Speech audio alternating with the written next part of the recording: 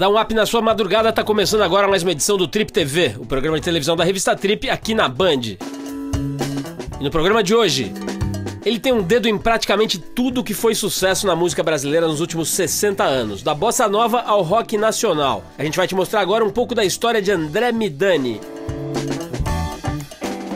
Picasso, Cubismo e Carlos Adão. A gente confrontou a lenda da arte urbana brasileira com um dos mais consagrados e conhecidos pintores da história das artes no mundo. Isso lembra Picasso? Aqui é Carlos Adão de Aço.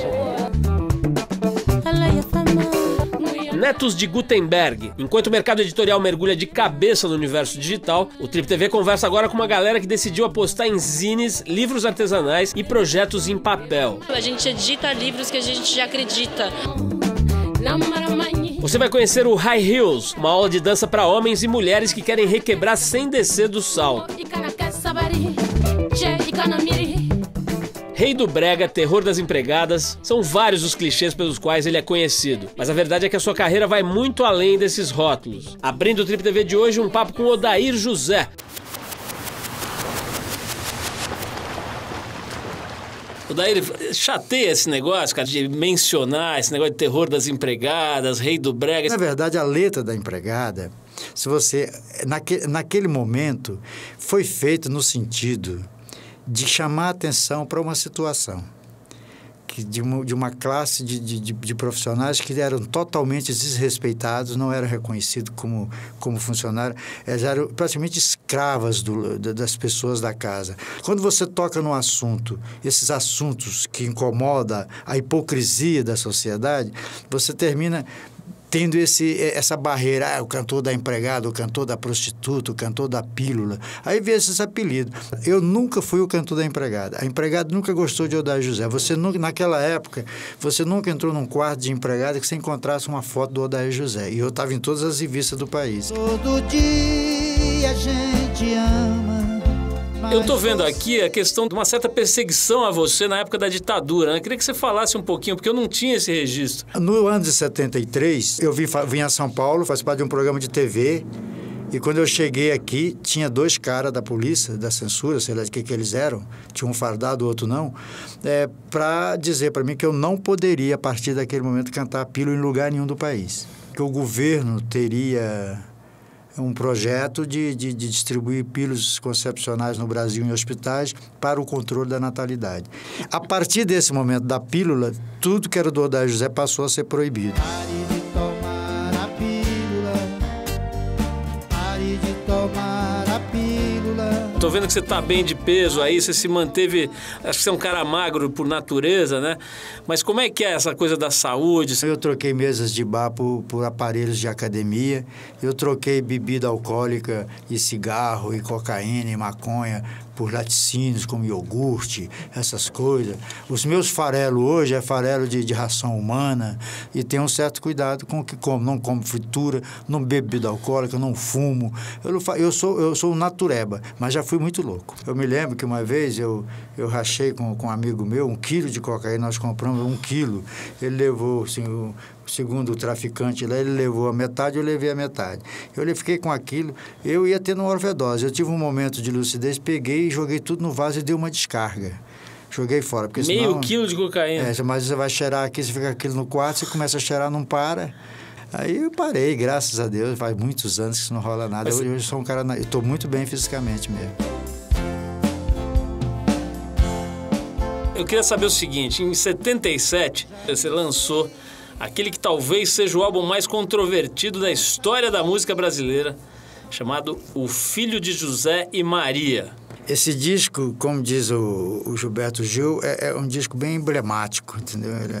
Eu não sei bem o que quer dizer essa palavra, mas quando falo ela, eu acho ela linda, é emblemático. E naquele momento eu estava lendo também um livro do Khalil Gibran Khalil chamado O Profeta.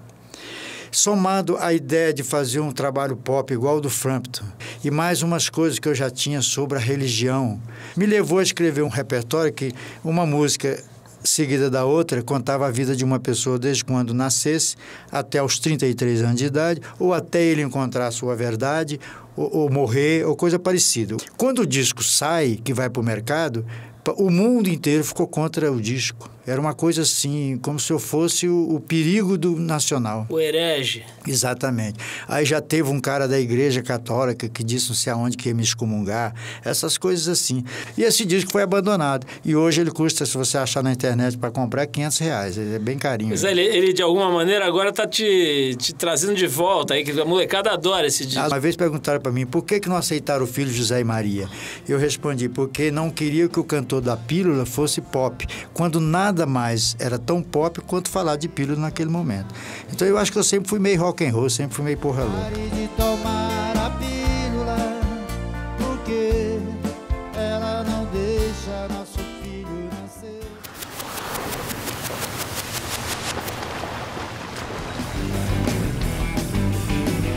Nascido na Síria e criado em Paris, ele é um dos personagens mais influentes da música brasileira. Para entender melhor essa figura, o Trip TV conversa agora com Andrusha Waddington e Mini Kert, a dupla responsável pela série André Midani, do vinil ao download. Ei, mãe, não sou mais menino. Não é justo que também queira parir meu destino. A ideia surgiu... Eu li o livro do André, já conhecia ele, assim, a figura e tal, mas quando eu li o livro, eu fiquei muito impressionada com a história dele.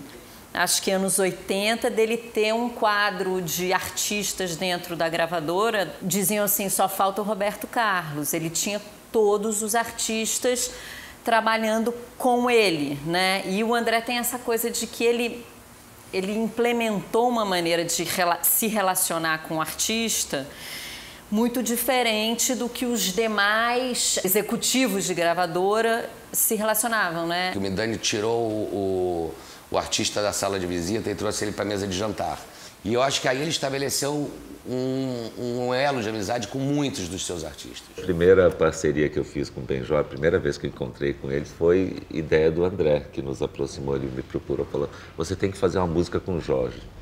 Vai lá, marcou um encontro, fui na casa do Jorge, levei uma letra, assim, que era Cabelo. Cabelo pode ser cortado, cabelo pode ser comprido. Eu acho muito incrível como o André conseguiu, nos anos da censura e da ditadura, como ele conseguiu gravar os artistas que não estavam no Brasil, Caetano, Gil, Chico, Nara. Isso é de uma importância, né? Porque aí você tem o Transa, do Caetano, você tem os discos do Gil no exílio, Calabar foi feito assim, o disco da Nara de Bossa Nova foi feito assim. E é importante pra gente, porque a gente tem esse registro, quer dizer, pra cultura brasileira, né? Que tem esses discos, né? O André Midani é um dos principais executivos da indústria fonográfica brasileira, que teve em atividade de ponta desde o final dos anos 50, quando ele lança o Chega de Saudade, do João Gilberto, até o Rock Brasil, que ele inclusive foi um dos visionários que entendeu que o futuro da música brasileira, naquele momento, estava no rock, ali em 81, 82. Alguém me perguntou qual é o futuro da música brasileira. Eu respondi, o futuro da música brasileira está no rock. Nós não vamos pagar nada, tudo free. Tá na hora, agora é free. Naturalmente, você faz uma retrospectiva da música brasileira desde os anos 50 até hoje. Isso está muito presente na série. O que é, como é que foi, como começou cada movimento. O movimento se esvazia porque a bossa nova se esvazia, porque era comportada, aí entra os tropicalistas com os mutantes, então, quer dizer, toda essa... E aí tem o retrato do Brasil, que é o que estava acontecendo com o país durante esses 60 anos. Chega de saudade, a realidade é que sem ela não há paz, não há beleza só. E assim, uma coisa que eu acho muito incrível foi o Benjor tocando violão de nylon de novo com o Gil, porque para mim, assim como para o André, que acha que um dos maiores acontecimentos da vida musical dele foi o encontro entre o Gil e Jorge junto com o Eric Clapton, que todo mundo para de tocar e vai passando a guitarra igual a mesa de pôquer, eles só sobram os dois. E aquilo gerou o Gil e Jorge o disco, né? Desde então eles não tinham se reunido de novo. Então foi um reencontro, sei lá, 20, 30 anos depois. E é senhor das guerras, é senhor das demandas. Quando o zumbi chega, é zumbi quem manda. Eu não sou muito nostálgica, meio igual o André, assim, como ele diz no documentário. Eu gosto do aqui e agora. Aqui e agora tá ótimo. Que o amor foi feitinho pra dar. Olha, é como o verão. No próximo bloco, Picasso, o cubismo e Carlos Adão. O que será que acontece quando uma das lendas da arte de rua brasileira vai à exposição do Picasso? Você é o Carlos Adão? Ao vivo a cores. É o famoso Carlos Adão? Prazer te conhecer, companheiro. Eles não abrem mão do papel. Uma conversa com editores autônomos e autores independentes que apostam no velho e bom papel.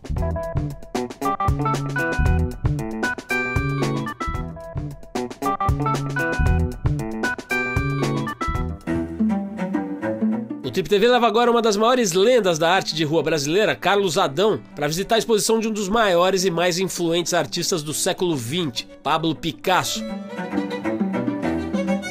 Você é o Carlos Adão? Ao vivo a cores. É o famoso Carlos Adão? Prazer te conhecer, companheiro. Eu costumo pintar como base, plataforma, Carlos Adão em verde e preto. Aí depois eu comecei a criar as frases. Carlos Adão é amor, é paixão, é tesão, é sexo. Ame Carlos Adão, só quero o Carlos Adão, só desejo o Carlos Adão. Você conhece Carlos Adão do quê? A marca ou Carlos Adão pessoa? Não, conheço a marca. Carlos Alberto Adão. Sou mais conhecido pelas pinturas ao ar livre. Essa loucura nas estradas, bairros. O senhor é um mito, é um autógrafo. Eu lembro de ter visto grafites seus nos meus 10 anos de idade. Eu sou um artista ao ar livre e eu faço no momento. Às vezes eu faço um fundo para escrever Carlos Adão é gostoso demais, aí, Carlos Adão faz sexo todo dia. É um instante, aquele momento, não é uma coisa pré-fabricada. É o meu emocional que funciona aí.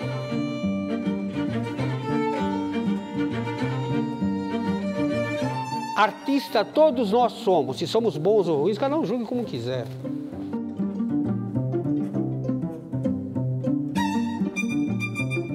É extremamente interessante. Picasso é um gênio, né? Eu fiz várias brincadeiras do gênero essa aqui assim, ó. Essa aqui foi as primeiras brincadeiras que eu fiz. Eu peguei verbos no infinitivo e comecei a brincar.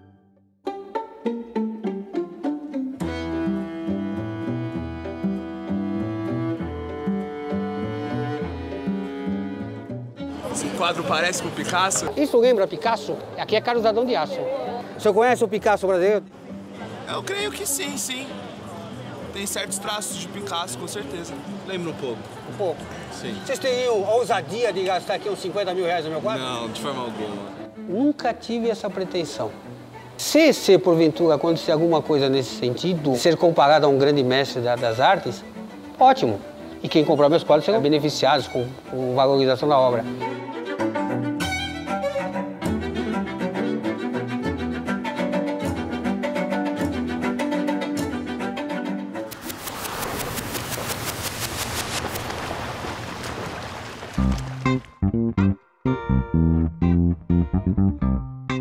Enquanto o mercado editorial mundial passa por uma grave crise e busca no ambiente online refúgio e salvação, a gente foi conversar com editores autônomos e autores independentes que não abrem mão do papel. O fanzine, ele tem até, né, esse prefixo fan, porque ele surgiu nessa época entre 70 e 80,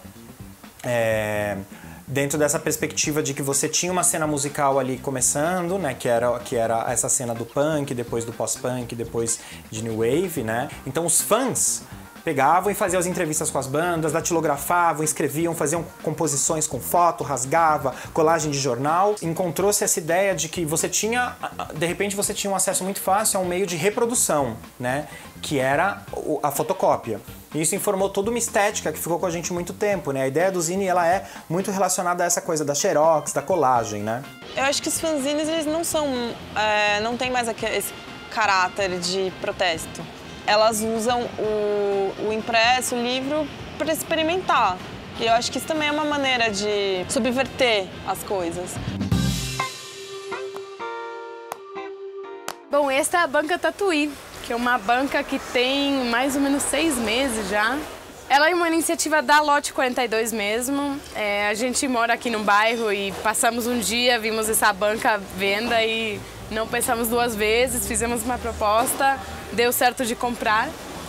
Mas ela não tinha esse visual que tem agora, assim. Era uma banca bem simplesinha, já meio acabada, toda pichada, enfim.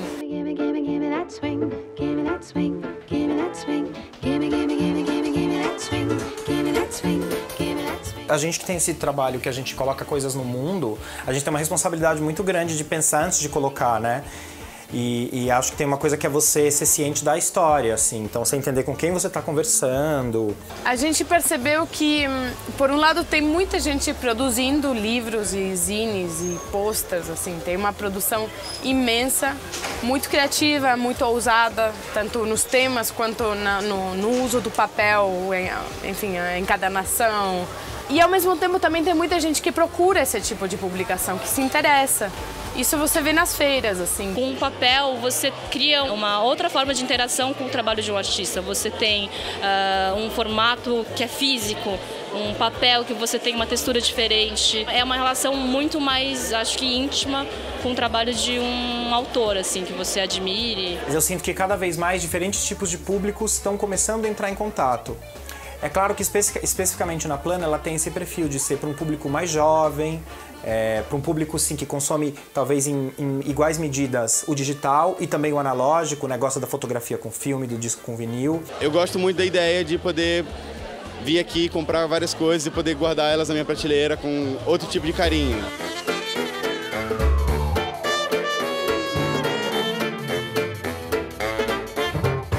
Com relação à feira, foi uma viagem que eu fiz para Nova York em 2012 e estava acontecendo a maior feira de fanzines e publicações lindas do mundo, que é a New York Art Book Fair. Foi suficiente para eu voltar com uma ânsia de fazer algo parecido aqui. E tinha umas expectativas, assim, acho que meio da minha própria cultura de querer fazer coisas abertas, livres, em espaços públicos, gratuitas. Os expositores, eles precisam se inscrever. Esse ano eu tive mais de 500 inscrições, foi muito difícil escolher quem ia participar. E depois que eles são selecionados, eles recebem o espaço, é só chegar e botar as coisas em cima da mesa, a gente dá tudo pra eles.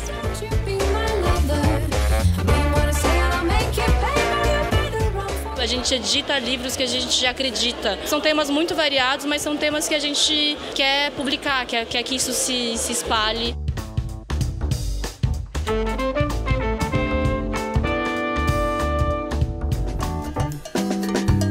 No próximo bloco, High Heels, uma aula de dança em cima do salto.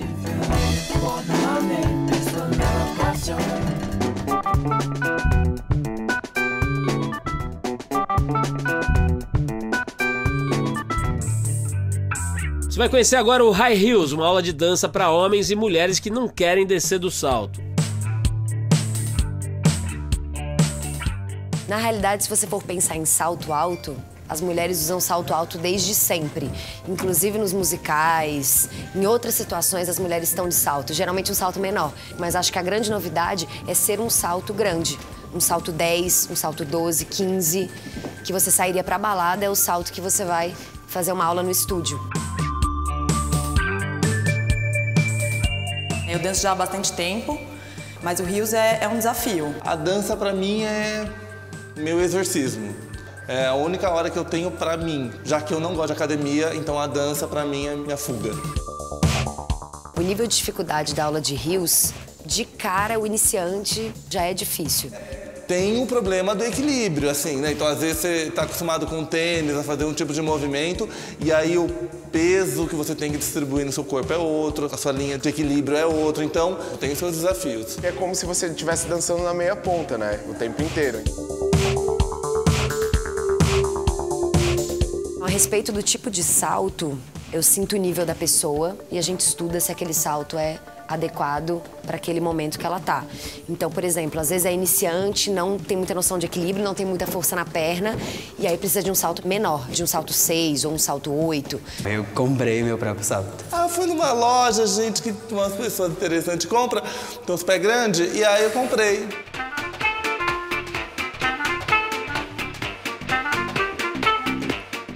é bom pra você em todos os sentidos, ainda mais pra mulher que usa muito salto, te dá muito mais segurança pra você usar salto no dia a dia. Ou ela vem pra aula pra às vezes aprender o básico, que é andar, saber se impor. A perna fica mais torneada, trabalhar um pouco o glúteo, é bom, né?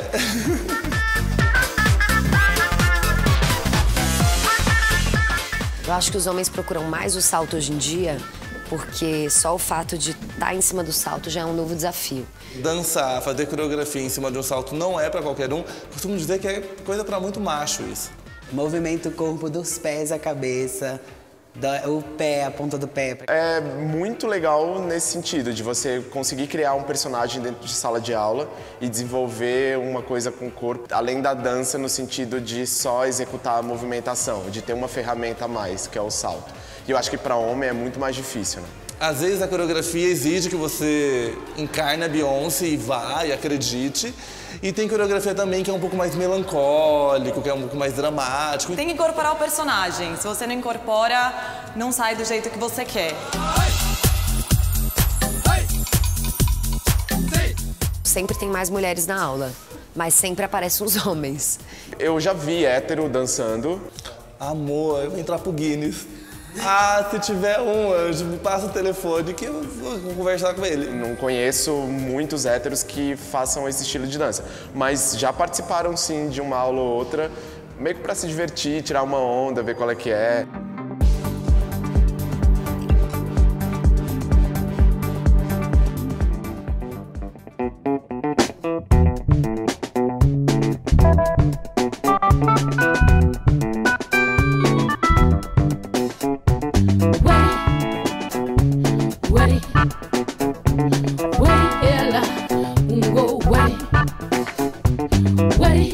Mogo be miri